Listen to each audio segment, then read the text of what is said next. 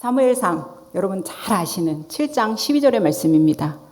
사무엘이 돌을 취하여 미스바와 센 사이에 세워두고 이곳까지 하나님이 우리를 인도하셨다 해서 이곳 이름을 어디라고요? 에베네셀. 그렇죠. 우리 오동석 안수 집사님 사무엘서 너무 좋아하시는 우리 안수 집사님. 네, 저의 고백이기도 합니다. 오늘 이 설교를 들으시고 여러분들의 고백이 되셨으면 좋겠어요. 에베네셀의 하나님. 여러분 이제 신앙생활 이렇게 보니까 지금 제가 없는 사이에 또 이렇게 새신자분도 오셨나 봐요.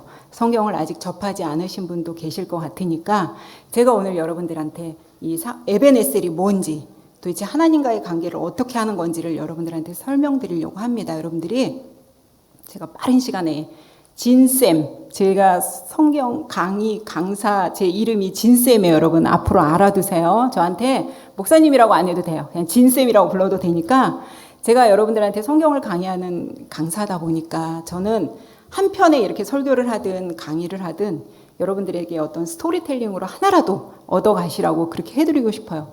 언제부터인가 이 한국 강대상에서 회개해라, 죄짓지 마라 이런 말씀이 자꾸 사라진다고 애통해 하시면서 원로 목사님들끼리 이렇게 모여서 뭐 자담회 비슷하게 토론하시는 것을 제가 TV에서 봤어요. 그래요.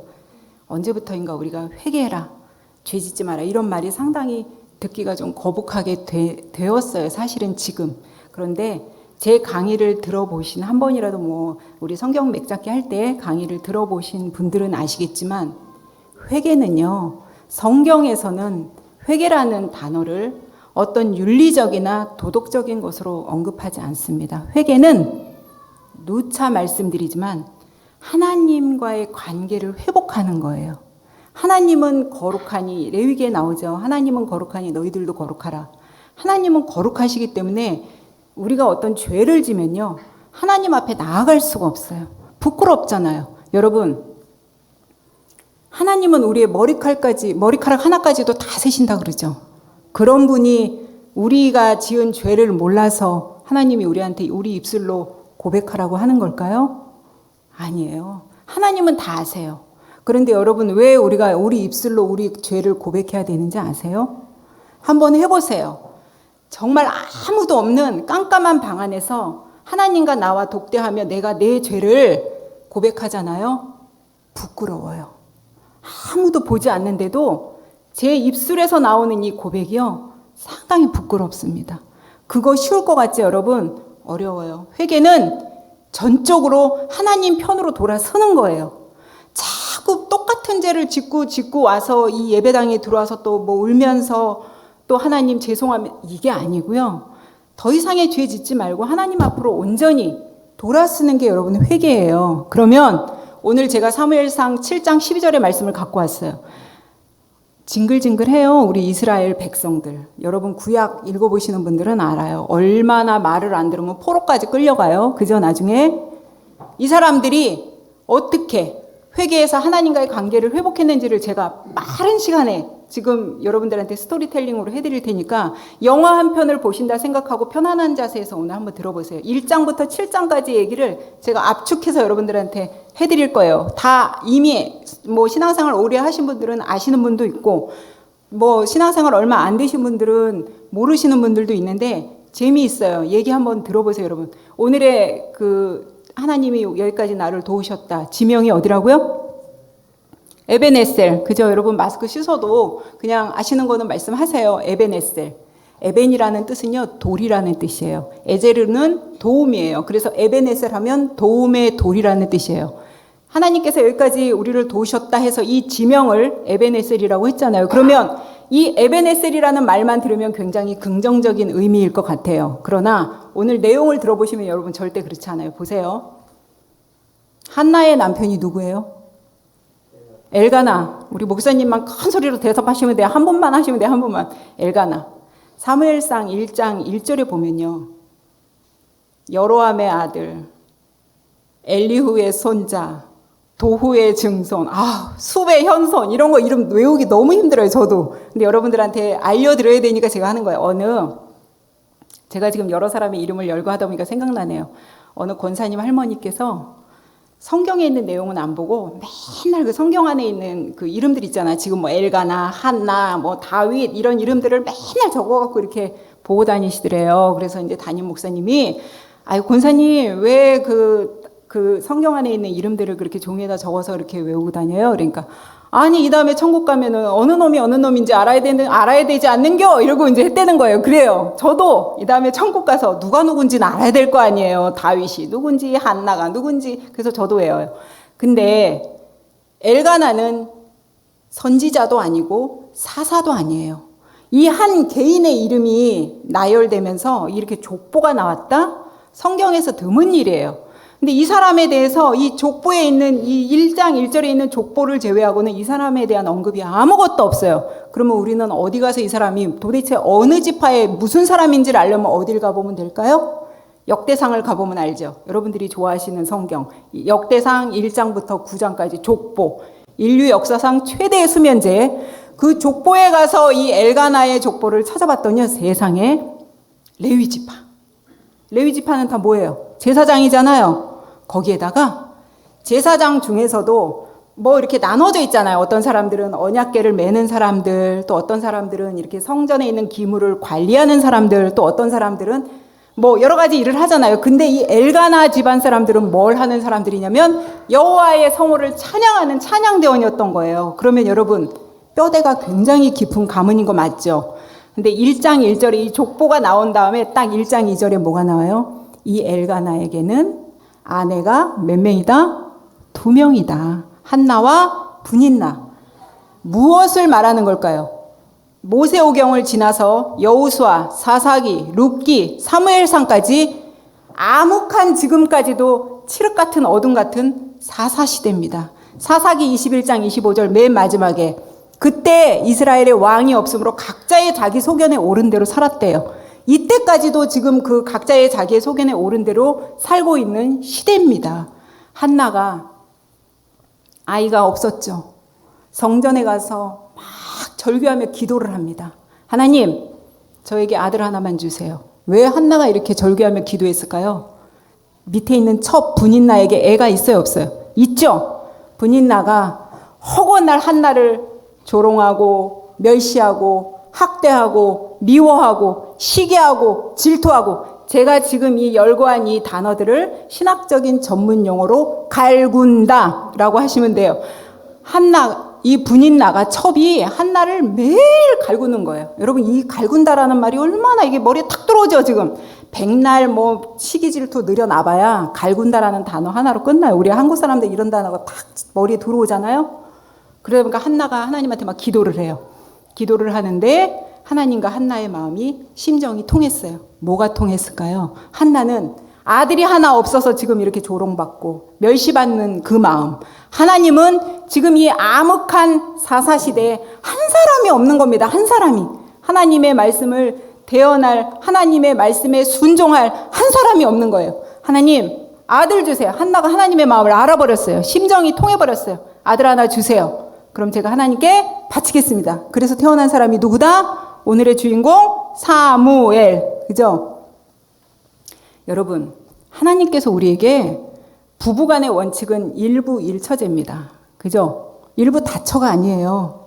솔로몬에 비하면 엘가나는 아무것도 아니죠. 솔로몬은 뭐 부인인지 후궁인지가 700명, 첩이 300명, 도합 1000명. 그죠? 일부 일처제를 깨뜨린 사람이 있어요. 최초로. 누군지 아세요?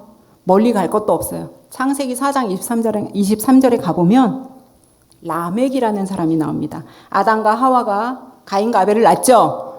가인과 아벨 사이에서 가인이 아벨을 죽였잖아요. 그러니까 하나님이 가인에게 뭐라 그래서 가인이 막 벌벌벌 떠니까 가인을 해하는 사람에게 내가 7배의 벌을 주겠다고 해요. 그래서 하나님이 다시 아담과 하와에게 아이를 하나 또 주셨는데 그 아이의 이름이 셋입니다. 그래서 셋 계열과 가인 계열로 나눠지는데 그 뒤로 뭐 노아니 다윗인 이런 사람들은 다 셋 계열이에요. 예수님 계보까지 전부. 가인에서 라멕이라는 사람이 나오는데 이 라멕이 뭐라 그래요? 가인을 죽인 사람은 벌이 7배. 지가 어디 가서 소년을 하나 죽였는데 나를 해하는 사람은 벌이 77배라고 지 스스로 하면서 이 사람이 뭐라 그래요? 그걸 막 자랑 삼아 집에 와서 아내들이여 하잖아요. 창세기 4장 23절에 이미 일부 1처제 끝났어요. 하나님께서 주신 거룩한 부부의 관계, 일부 1처제는 이미 끝났습니다.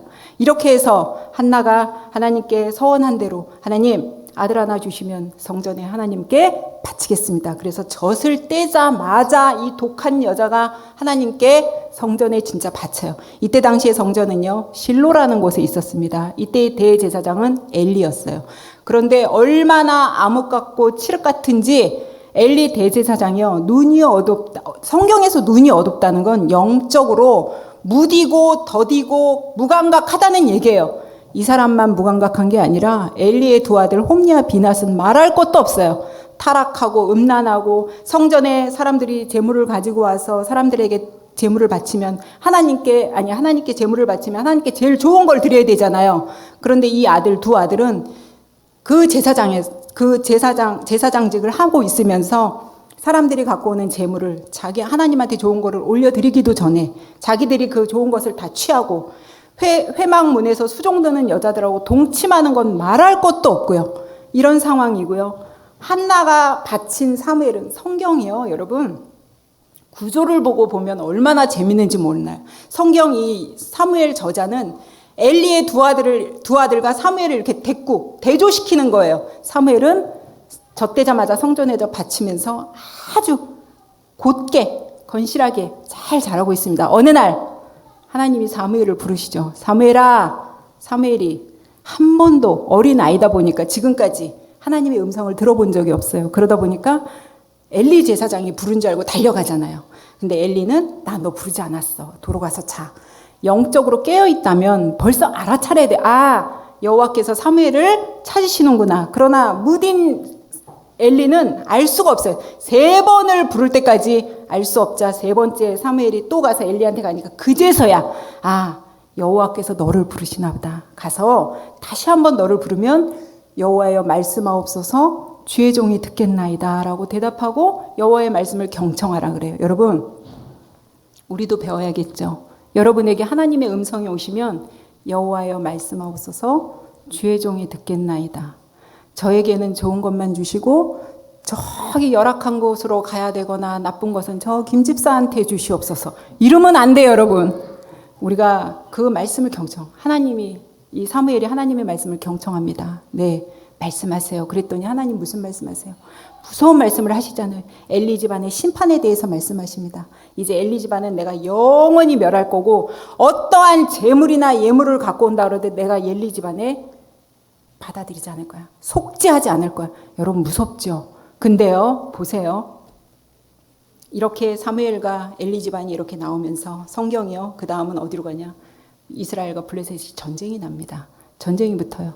그런데 전쟁이 났는데 이스라엘은 오늘 본문 말씀에 있는 에베네셀이라는 곳에 진을 치고요. 블레셋은 아벡에 진을 칩니다. 둘이 싸워요. 하나님이 임재하시면 어디가 이겨야 돼요? 이스라엘이 이겨야죠. 그런데 이스라엘이 패배해요. 그러면서 4,000명의 군사가 죽임을 당합니다. 그러다 보니까 이스라엘 장로님들이 당회를 이제 소집해야 돼요. 빨리 모여보시라고. 아니, 어떻게 우리가 블레셋 사람들한테 졌냐고. 왜 우리가 패했는고 하면서 자기네들끼리 회의를 하는데 이 사람들이 회의를 한 결과 어떤 결과를 내놓습니까? 우리 실로에 있는 언약궤를 좀 가져오자. 언약궤를 앞세우면 하나님이 우리를 이기게 해주실 텐데 우리가 지금 언약궤가 없어서 우리가 지금 패했다 생각하는 거예요. 왜요? 이스라엘 백성들은 알아요. 언약궤를 메고 요단강을 건넜고요. 홍해 때는 언약궤는 물론 없었지만 이 사람들은 이미 다 그런 하나님의 임재를 상징하는 언약궤가 뭔지를 알아요. 그렇기 때문에 언약궤를 실로에서 에베네셀로 갖고 옵니다.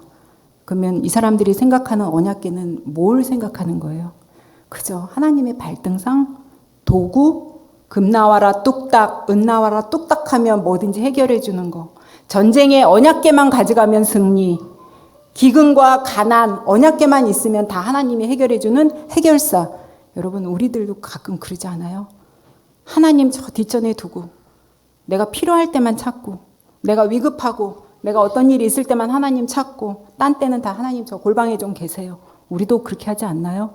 그래서 이번에는 언약궤를 가져와서 다시 블레셋과 전쟁을 합니다. 이겨야죠. 언약궤 지금 앞세웠는데 어떻게 됩니까? 지난번에는 4,000명이 죽었는데 이번에는 3만 명이 죽어요. 이스라엘 사람들이. 그것뿐인 줄 아세요? 홈리와 비느하스, 엘리의 대제사장 엘리의 아들들 다 죽고요. 블레셋에 이 언약궤까지 빼앗기는 그런 참패를 당합니다.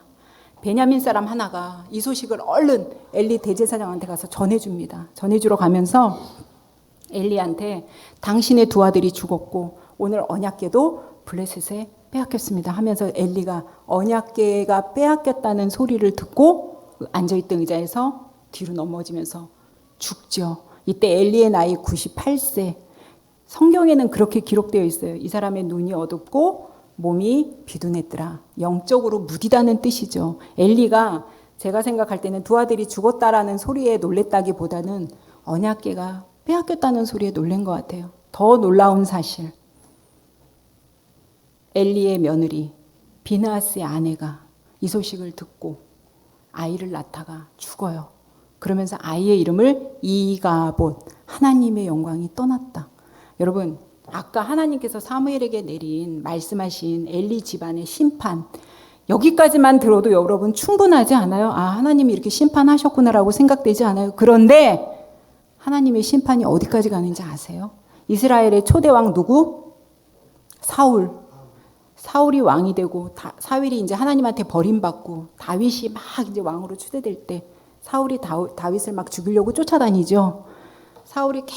다윗이 계속 도망자 신세가 되다가 어느 노비라는 곳에 그때 대제사장이 아히멜렉이에요. 이 사람한테 가서 너무나 도망다니고 힘들고 지치고 배고프니까 먹을 것 좀 주세요 그래요. 그래서 이 노베에 있는 이 아히멜렉 대제사장이 뭘 줘요? 그 유명한 진설병을 주잖아요. 진설병을 주면서 우리에게 일반 떡은 없다. 이 진설병 먹으라고 다윗에게 주죠. 이 사실을 나중에 사울이 알고 이 노베에 있는 아히멜렉의 제사장을 포함한 노베에 있는 대제사장 85명을 다 죽입니다. 근데 이날 이 다 죽임을 당하는 이날 아히멜렉의 아들 아비아달이라고 있어요. 이 사람이 간신히 한 명이 도망쳐서 나옵니다. 도망쳐서 나와서 다윗과 함께 지내는데요.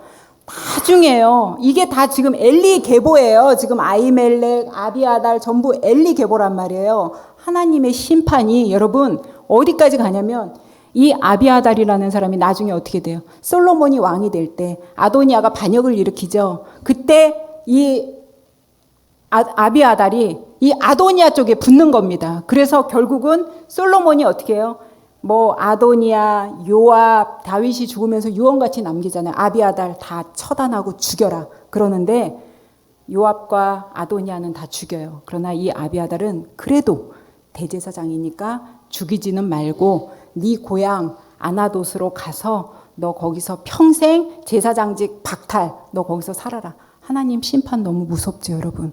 제가 이거와 아까 무슨 얘기를 대조를 해드리려고 그러냐면 한나가 사무엘을 바쳤죠. 하나님이 바치고 나니까 그 뒤에 한나에게서 하나님이 자식을 몇 명 주셨는지 아세요? 5명을 줘요. 아들 3, 딸 2를 주는데 이거와 이 말씀이 연관이 있는지 모르겠는데 제가 이 말씀을 지난주에 묵상하다가 출애굽기 22장 1절에 보면 사람이 남의 소나 양이나 잡아다가 팔거나 잡으면 소는 한 마리당 5마리를 변상해 줘야 돼요. 양은 한 마리당 4마리를 변상해 줘야 돼요. 물론 하나님이 사무엘을 도둑질한 거 아니에요. 그러나 하나님께 바쳤죠. 지금 아까 엘리의 집안하고 지금 사무엘 얘기를 잘 보세요. 5배, 소 한 마리에 5배를 변상해 준다 그랬잖아요. 하나님이 한나에게 5명의 자식을 준 게 혹시 이거와 연관이 있지 않을까? 여러분, 심판도 끝까지 가지만 축복도 하나님 우리는 진짜 하나를 바쳤는데 하나님 5배를 주시잖아요. 얼마나 하나님한테 뭔가를 내가 정말 최고 아끼는 것을 하나님께 드리면 하나님은 그보다 더한 걸 우리한테 주신다는 걸 여기서도 또 볼 수 있잖아요. 그래서 이제 엘리 집안이 이렇게 이제 다 됐어요.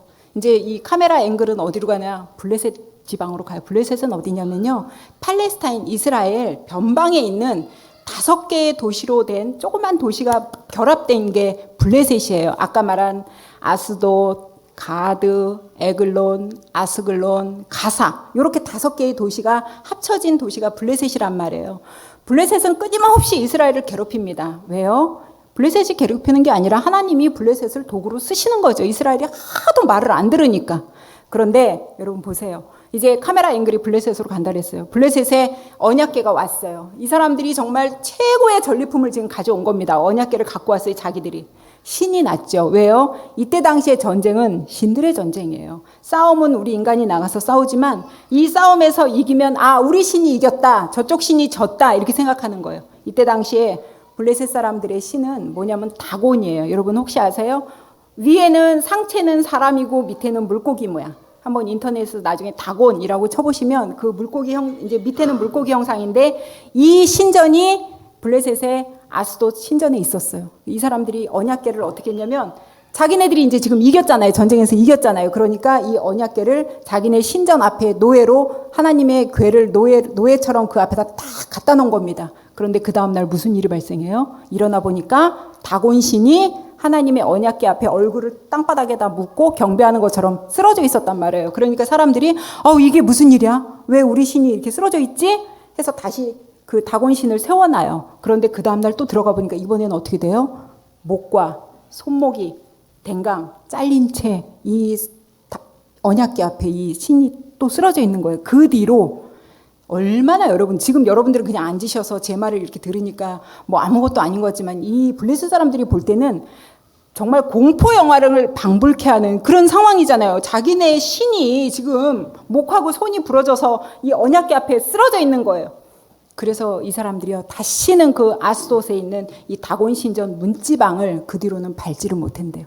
그리고 났는데 지금 아스돗에 이 언약궤가 있는데 하나님께서 독한 종기로 이 사람들을 다 막 피부병이 나게 하고 막 고통을 주시는 거예요. 그러니까 아스돗 사람들이 어떻게 생각하면 이 우리한테 지금 내려진 이 종기 재앙이 이 언약궤 때문이구나. 그래서 이거를 어디로 보내냐면 자기네 그 위에 있는 가드로 보내요. 그런데 하나님이 가드에서도 더 심한 종기로 퍼뜨려요. 얘네도 안 되겠구나. 이러니까 그 다음 에글론으로 또 보내요. 계속 보내는데 보내도 이 독한 종기가 없어지지 않고 이 재앙이 끊어지지가 않으니까 이제 이 사람들도 신을 섬기는 사람들이다 보니까 제사장이 있겠죠. 제사장들하고 점쟁이들이 이제 여기서 여러분 언약궤를 이제 이스라엘로 보내는 거 한번 들어보세요. 굉장히 재밌어요. 이 점쟁이들하고 제사장들이 회의를 합니다. 이 언약궤를 우리가 어떻게 이스라엘로 보낼까? 이걸 어떻게 해서 이게 있던 자리로 우리가 보낼까라고 자기들끼리 상의를 합니다. 그런데 이 사람들도 알아요. 뭐냐면 자기네 나름대로 속건제를 드려야 된다고 생각을 해요. 왜? 그냥 보내면 안 되잖아요. 그래도 뭐라도 재물이라도 좀 실어서 보내줘야 되잖아요. 그런데 보세요. 들어보세요. 전나는 한 번도 멍에를 매지 않은 전나는 소 2마리. 잘 들어보세요. 전나는 소라 그랬어요. 제가 전나는 소 2마리. 한 번도 물건을 실지 않은 새 수레에다가 이 소를 매서 언약궤를 싣고 그 다음에 뭘 만드냐면요. 이 사람들 지금 몸에 막 종기가 났잖아요. 독한 종기가 났잖아요. 그 종기 모양으로 된 것을 금으로, 우리 왜 출애굽기에 금송아지 있죠? 금으로 이 블레셋의 5방, 아까 아스돗, 가드 이 방백들을 대표하는 의미에서 5개를 만들어요. 그리고 지금 이 사람들에게 온 이 전염병이 쥐 때문이라고 생각을 하는 거예요. 쥐가 다 퍼뜨려가지고 우리에게 이렇게 전염병이 왔다고 생각을 하는 거예요. 그래서 쥐 형상으로 된 금으로 이제 쥐 형상을 이렇게 만들어서 그거 5개. 그래서 언약궤 옆에 또 하나의 박스에다가 그 금 독종 모양 5개, 금쥐 5개를요, 실어서 이제 보내는데, 보세요, 여러분. 제가 아까 뭐라 했어요? 전나는 소라 그랬죠? 아니, 그냥 암소라고 하면 되지. 굳이 왜 성경에서 전나는 소라고 했을까요, 여러분? 그 이유가 있어요. 전나는 소라는 얘기는 송아지 난 지 얼마 안 됐다는 얘기겠죠. 그러면 그 송아지에게 이 엄마가 뭘 먹여야 돼요? 젖을 먹여야죠. 근데 지금 송아지는 집으로 송아지하고 엄마 소하고 지금 송아지하고 떼어놓는 겁니다. 전나는 소라고 이제 성경을 오늘 집에 가서 한번 보세요. 떼어놓는 거예요. 그러면서 이 점쟁이들이 뭐라 그러냐면 사람이 손대지 않고 이 소가 만약에 블레셋 이스라엘 베세메스 쪽으로 가면 이 재앙이 진짜 하나님이 치신 거야 라고 생각을 할 거고 이 전나는 소가 송아지한테 가면 우연이야 이건. 그럼 여러분, 이 점쟁이들이 이거를 생각해낸 건 이 소가 어디로 갈 거라고 생각하고 이걸 낸 거예요. 송아지한테 갈 거라고 생각하고 이걸 낸 거예요. 그러니까 송아지한테 당연히 왜? 엄마 소는 송아지를 지금 젖을 줘야 되고 송아지를 보호해야 되잖아요. 그러니까 당연히 송아지한테 갈 거라고 생각하고 이런 말도 안 되는 방책을 낸 거예요. 그런데 보세요. 세상에 이 소가요. 젖나는 이 암소가 이걸 다 싣고 사람이 손대지 않고 그냥 놔뒀어요. 어디로 가나 봤더니 어디로 갔을까요? 이스라엘로 갔어요. 울면서 좌로나 우로나 치우치지 않고 송아지를 보고 울면서 베스메스 쪽으로 향했대요. 이 사무엘 저자는 또 뭘 얘기하고 싶은 걸까요? 야, 동물도 이렇게 하나님의 말씀에 순종하고 하나님이 가라고 하는 곳으로 가는데 하물며 이 피조물 우리 인간 징글징글하게 말도 안 듣는 니네 인간들 우리 뭐보다 못하다.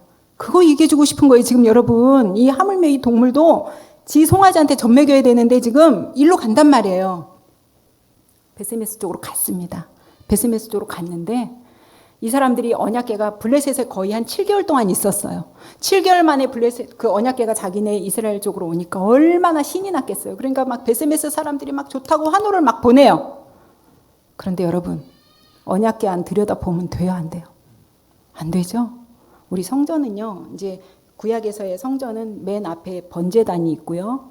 그 다음에 놋대야, 뭐 물두멍이라고도 하죠. 그게 있고 안에 지성소와 내성소가 있습니다. 내성소에는 12지파를 상징하는 진설병 떡을 놓을 수 있는 이렇게 그 앞에는 7개의 금촛대가 있어요. 그리고 그 안에 지성소가 있는데 지성소 안에 언약궤가 있는 거예요. 이 언약궤를 놓고 이 안에 아무나 매번 뭐 아무나 들어간다? 아니, 대제사장만 1년에 한 번 7월 10일 대속제일에 한 번만 들어갈 수 있는 거예요. 근데 이날은 무슨 날이에요? 모든 대제사장을 포함해서 모든 백성들이 죄를 사함받는 날이란 말이에요. 근데 대제사장도 죽을 수 있으니까 동물의 피를 들어가자마자 확 뿌린 다음에 죄사함을 받는 곳이란 말이에요. 이 언약궤의 맨 위에 있는 그 뚜껑, 지붕 같은 걸 뭐라 그래요? 시은좌, 은혜가 내려오는 곳이란 말이에요. 근데 얼마나 이스라엘 백성들이 타락하고 음란하고 이랬는지 이런 규례와 절기를 다 잊어버린 거예요. 그러니까 언약궤를 들여다봤겠죠. 언약궤를 들여다봄으로써 그날 성경에는 5만이라고 이렇게 괄호로 돼 있어요.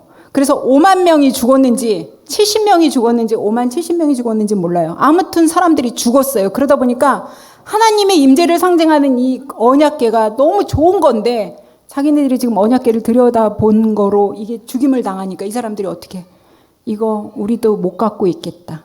기럇 여아림으로 보내라. 또 보내요. 지금 언약궤 봐요. 실로에 있다가 에베네셀에 있다가 아스돗에 있다가 가드, 에그론, 베세메스 마지막 기럇 여아림 아비나답의 집에 그 언약궤가 도착을 하는데 아비나답의 아들 엘리야살이요. 거룩하게 언약궤를 보관을 합니다, 여러분. 이 사람이 거의 이 집에 언약궤가 20년 동안 있으면서 많은 축복을 받아요. 언약궤 안에 여러분 상식적으로 뭐 들어있어요? 아론의 쌍난지팡이, 만나 항아리, 십계명 두돌판. 시간이 없어서 제가 요거에 대해서 재밌게 설명을 해드리려고 그랬는데 지금 시간이 없으니까 요건 일단 통과. 단지 요 세 가지가 상징하는 건 뭐냐면 여러분 이제 제가 유튜브에다가 이제 이런 거 여러분들이 궁금해하시고 이런 것들을 이제 많이 강의를 올릴 거니까 나중에 여러분들이 이제 유튜브를 많이 보시면 되고요. 이 세 가지 물건이 상징하는 건 뭐냐? 너희들은 죄인이야. 우리가 죄인인 거를 항상 깨닫게 해주는 물건이에요. 그래서 이 언약궤가 기럇 여아림에 있는데 이때 이제 20년 동안 여기 있으면서 이제 세월이 흘러요. 사무엘도 컸겠죠. 이제 다시 이 카메라 앵글은 사무엘로 갑니다. 사무엘이 이스라엘 사람들이 이제 통치하는 사사가 됐어요. 사람들도 언약궤가 그리워요. 하나님도 그리워요. 이 당시까지도 계속해서 블레셋이 이스라엘을 계속 힘들게 하고 공격하고 그런 때였어요. 징글징글하고 힘들었겠죠. 이 블레셋에 의한 압제 때문에 너무나 힘든 상황인 거죠. 그러다가 사무엘이 그럽니다.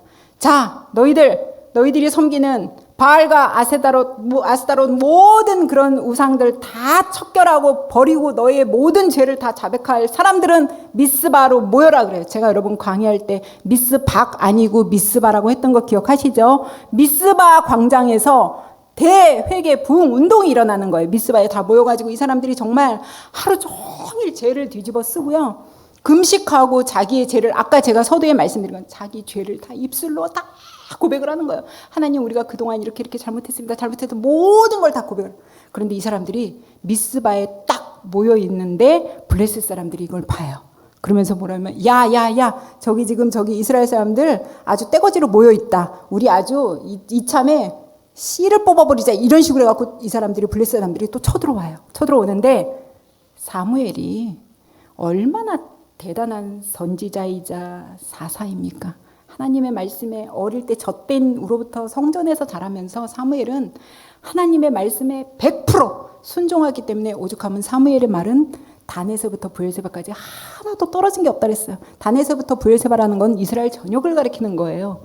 사무엘은 하나님한테 응답을 받았죠. 걱정하지 마라. 오늘 내가 너희들에게 영광을 주겠다, 승리를 주겠다 했겠죠. 백성들은 막 구름대같이 몰려오는 여러분들 머릿속으로 한번 상상해보세요. 지금 이 사람들은 미스바 광장에 다 모여서 아무런 전쟁에 대한 준비도 없는데 지금 사람들은 전부 막 떼거지처럼 진짜 해변에 모래알처럼 막 블레셋 사람들이 적군들이 막 쳐들어오고 있는데 백성들은 부들부들 떨고 있지만 사무엘은 걱정하지 마라. 회개하고 금식하고 너희들의 죄를 입술로 고백하고 하루 종일 그것만 하라 그래요. 그런데 정말 이 사람들이 막 근처로 다가오는데 하나님이 뭐로 치십니까? 우레를 내리시죠. 그래서 이 사람들의 정신이 막 혼미해지면서 이스라엘 백성들이 이 사람들을 다 물리칠 수 있는 엄청난 기적이 일어났어요. 여러분 이스라엘 백성들이 뭘 했어요? 어마어마한 무슨 몇십억짜리 뭘 갖다 바쳤어요? 뭐 했어요? 뭐 했는데 하나님이 지금 승리하게 해주셨어요? 회개했어요. 여러분 우리가 솔직히 여러분 아실 거예요. 내가 뭔가를 죄를 지면 하나님 앞에 굉장히 꺼리낀 거 아실 거예요. 뭔가 하나님하고 서먹서먹하고 뭔가 하나님 앞에 나아갈 수 없다는 거 여러분도 아실 거예요.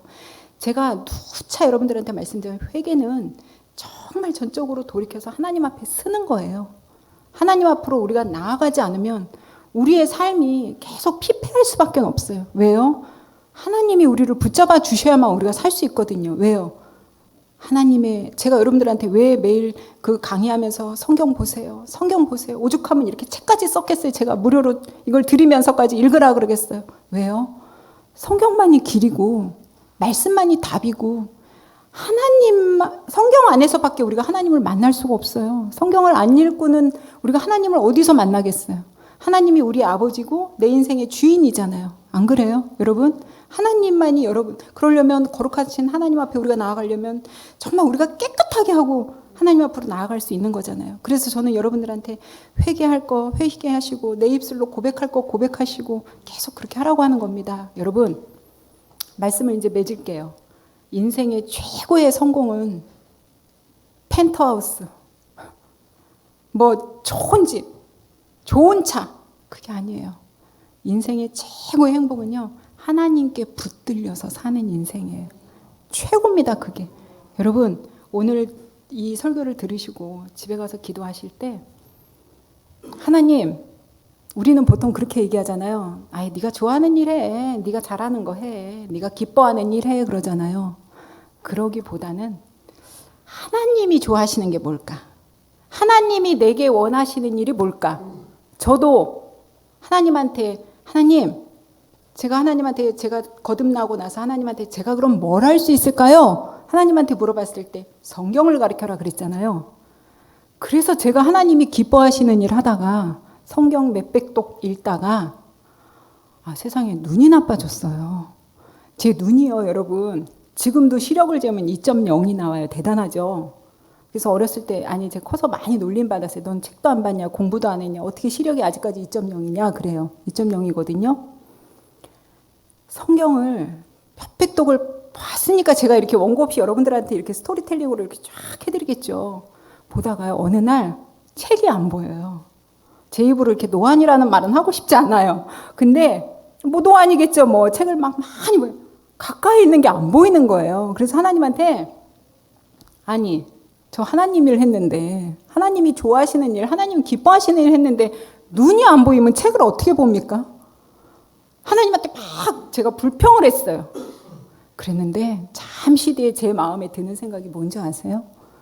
그래, 육적인 눈은 어두워졌을지 모르지만 그로 인해 네가 영적인 눈은 띄었잖니. 하나님 딱 그러시더라고요. 여러분, 제가 진짜 영적인 눈이 안 띄어졌으면 저 여러분 앞에서 이렇게 설교 못합니다. 그죠? 너무 감사한 거죠, 저는. 그래서 지금은 그래 눈이 뭐 안 보여. 지금도 저는 저 멀리 2.0까지 보인다니까요, 여러분. 앞에 있는 게 안 보여요. 그래서 제가 그래 하나님은 하나 얻어가시면 하나 주시면 하나 얻어가시는구나 생각하면서 그것도 감사하게 받아들였습니다. 여러분들 모두도 영적으로 눈이 띄어지는 그런 우리 더 감사하게 성도님들 모두가 되시기를 간절히 바라겠습니다. 제가 기도하고 마치겠습니다.